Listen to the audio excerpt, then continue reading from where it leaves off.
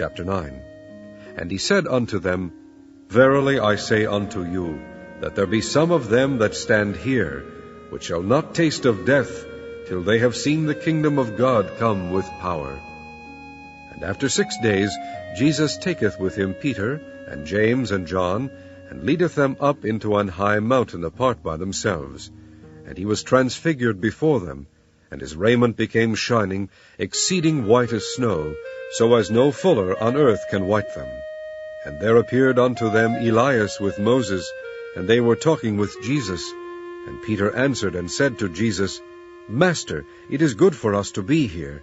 And let us make 3 tabernacles, one for thee, and one for Moses, and one for Elias. For he wist not what to say, for they were sore afraid.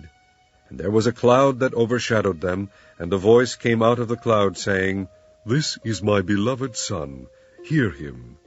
And suddenly, when they had looked round about, they saw no man any more, save Jesus only with themselves. And as they came down from the mountain, he charged them that they should tell no man what things they had seen, till the Son of Man were risen from the dead. And they kept that saying with themselves, questioning one with another what the rising from the dead should mean. And they asked him, Why say the scribes that Elias must first come? And he answered and told them, Elias verily cometh first, and restoreth all things, and how it is written of the Son of Man, that he must suffer many things, and be set at naught. But I say unto you, that Elias is indeed come, and they have done unto him whatsoever they listed, as it is written of him. And when he came to his disciples, he saw a great multitude about them, and the scribes questioning with them. And straightway all the people, when they beheld him, were greatly amazed, and running to him saluted him. And he asked the scribes, What question ye with them? And one of the multitude answered and said, Master, I have brought unto thee my son, which hath a dumb spirit. And wheresoever he taketh him, he teareth him. And he foameth and gnasheth with his teeth, and pineth away. And I spake to thy disciples that they should cast him out, and they could not. He answereth him, and saith, O faithless generation, how long shall I be with you? How long shall I suffer you? Bring him unto me. And they brought him unto him, and when he saw him, straightway the spirit tare him, and he fell unto the ground, and wallowed foaming. And he asked his father, How long is it ago since this came unto him? And he said, Of a child. And ofttimes it hath cast him into the fire, and into the waters to destroy him. But if thou canst do anything, have compassion on us, and help us. Jesus said unto him, If thou canst believe, all things are possible to him that believeth. And straightway the father of the child cried out, and said with tears, Lord, I believe, help thou mine unbelief. When Jesus saw that the people came running together, he rebuked the foul spirit, saying unto him, Thou dumb and deaf spirit, I charge thee, come out of him, and enter no more into him. And the spirit cried, and rent him sore, and came out of him. And he was as one dead, insomuch that many said, He is dead.